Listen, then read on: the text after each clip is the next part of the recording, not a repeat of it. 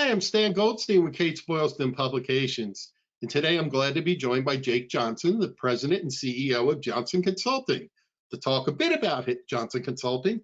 And Jake will also give us a preview of his February 22nd webinar with us here at Kates-Boylston titled, How to Deliver Exceptional Customer Service and See How It Impacts Value.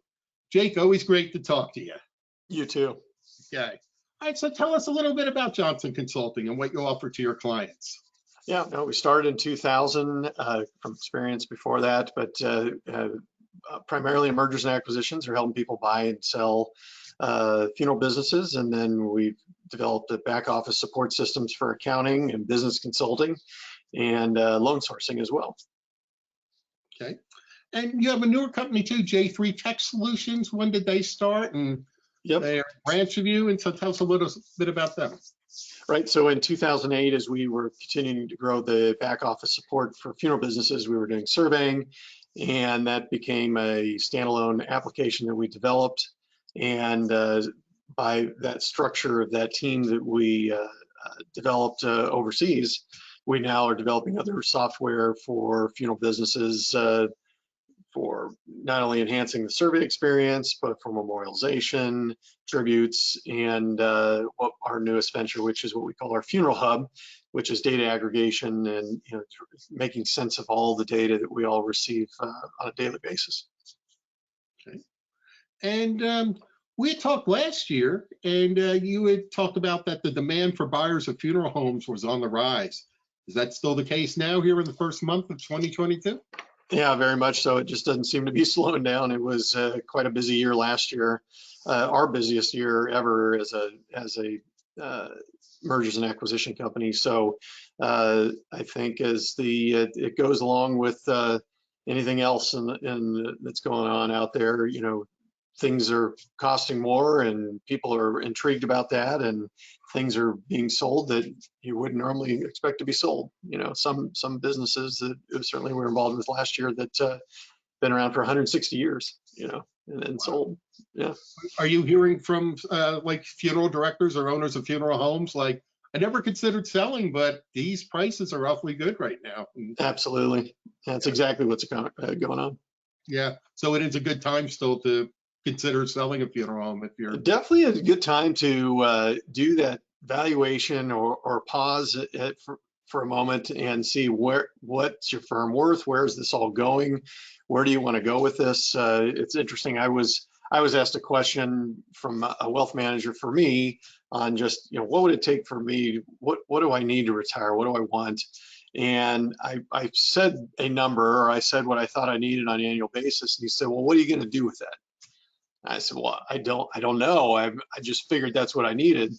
And so it's funny how even me as a person that does this for customers, if you don't stop, reflect, have somebody come in and look at it from an outsider, you can convince yourself of a lot of things. So I think it's a good time to definitely right now to find out what is going on in this market, and does that change your minds about the future, or does it give you clarity on where you're at and how you want to proceed going forward to preserve the wealth for your family and the next generation.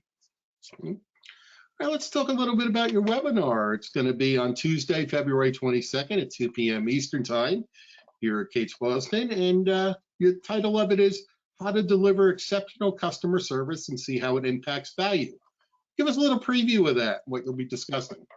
Yeah, no, I love this topic. It's when you think about what's going on in the world with the internet and information being more available and customers demanding that, things are starting to get more commoditized. People just want to know what's your price, and or if you get the question, well, what makes you different? You say these things, but they're probably at some level the same thing that your competitors saying that they do. But the biggest differentiator is customer service. But the question is, what do you perceive to be good customer service? How do you train it? How do you create that type of culture within your business? And so what I talk about are what we consider standard customer service that should be delivered, what is defining exceptional, what happens when we fail, and to pause and think about that all of us have experienced different things in our lives that we perceive to be a good experience. And that there goes the, the reason that one arranger can have a different average sale than the other, and the different values they see and what they deliver and how that delivers to the customer, and ultimately the experience that they have. So I dig into that, and I think it's a next level discussion on what customer service should mean within your organization. What are some keys to having good customer service? Some examples that you've seen over the years? Yeah, certainly training within the organization, but I think the like an important thing we do within my own organizations is a weekly customer service meeting, and not just talking about our own what we call pillars or standards of excellence, but what are we seeing outside of our business, and talk about it, and make it this discussion that we are always thinking about what we're observing outside of our business, but also within our business, and how we can deliver better, and give kudos to those that are delivering customer service to the internal customer as well, because it's not about also just the external customer, but how are we working with each other to make that experience then very valuable to the external customer. So those are big things. And then I also go into some fun case studies on just what those impacts look like on an organization as well, financially. Okay. And any examples, bad customer service, things that even you still see to this day that you just cringe, and you just mentioned, how does that impact the business also? Well, things like warm transfers or cold transfers, we can always think about this when we call a business, and that first impression is everything. We do over 100,000 surveys to customers, and the first impression is always the weakest part. It just always is. It's that point where somebody's calling you, and they certainly, they'd be the first customer I'd know that really wants to talk to a funeral home, so they're calling you because they've got a problem, and they're very sensitive. And so it certainly shows in those numbers, and identifying how we can improve that is a big deal. So I think that's one of the weaker points that I see within organizations, because it's the most sensitive the customer's ever going to be, that first call. Mm-hmm. And what about reviews? Have you found that people look at the reviews, especially at an at-need basis, that they go on and read, and how important are those reviews to have good reviews up there? Absolutely. Again, while people are expecting that they can find information online, one of the biggest things that we all do nowadays is we look at Google reviews, or what are people saying online.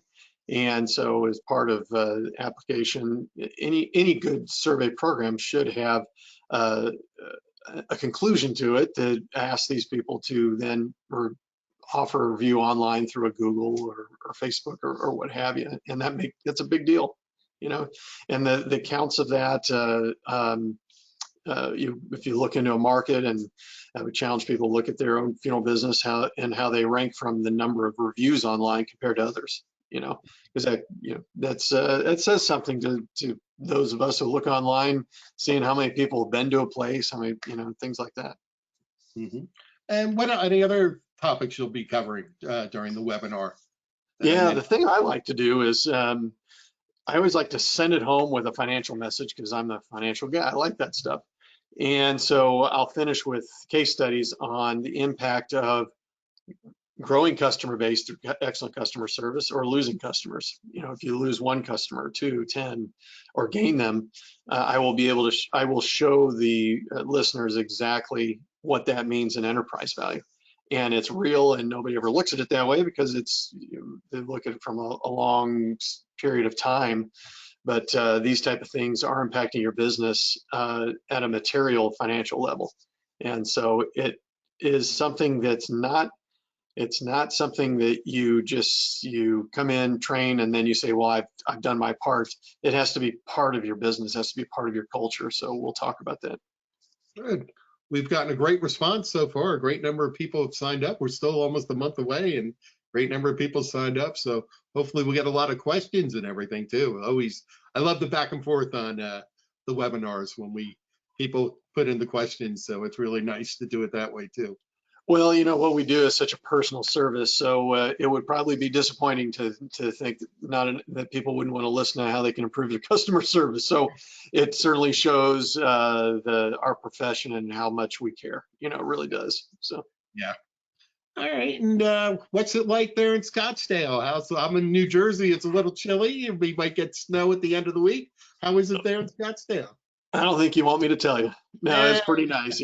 So this week you got the Bear Jackson Car Show, you got the Phoenix Open coming up, and the weather's, this is why we live here. Otherwise, I think everybody would move away from this place in the summertime. Okay. Are you going to go to the Phoenix Open? You attending? Of course. Oh yeah. Yeah, Well, definitely. that should be fun. I'll be worn out by the end of that. It's Phoenix Open and then the Super Bowl, but we bring Oh, people yeah. in and entertain. It's kind of a bucket list thing for golfers, so always a fun time. Sure. Are you going to the Super Bowl or watching the Super Bowl? No, I prefer to watch that on the TV. Okay. Save my And money. I always like talking to you. One last question. How's your baseball card collection? Anything Baseball good? card collection is up to date. Thank you. Yes, the holidays is always where I get my next set for the year, and then I will sit there and my OCD goes to work, and I organize those out from number 1 to 600, and then put them in a binder and store them and wait for the next year. There you go. There you go. All right, Jake. So again, Jake's webinar with us here will be February 22nd. That's a Tuesday at 2 p.m. Eastern time. You can go to AmericanFuneralDirector.com and click on the webinar tab to sign up for that. And I'm looking forward to it. I always enjoy talking with Jake. He's one of the real good guys. One of the great guys. Happy to meet him last month too. So that was very nice. So Jake, thanks again. Anything else you want to say before we close? No, always a pleasure. No, I look forward to it. It's a great way to start, kick off the year, really. So I look forward to presenting. Okay, great. Again, February 22nd, 2 p.m. Eastern time. Thanks again, Jake, and we'll talk to you February 22nd. Okay. You got it. Thank you. All right. Bye-bye.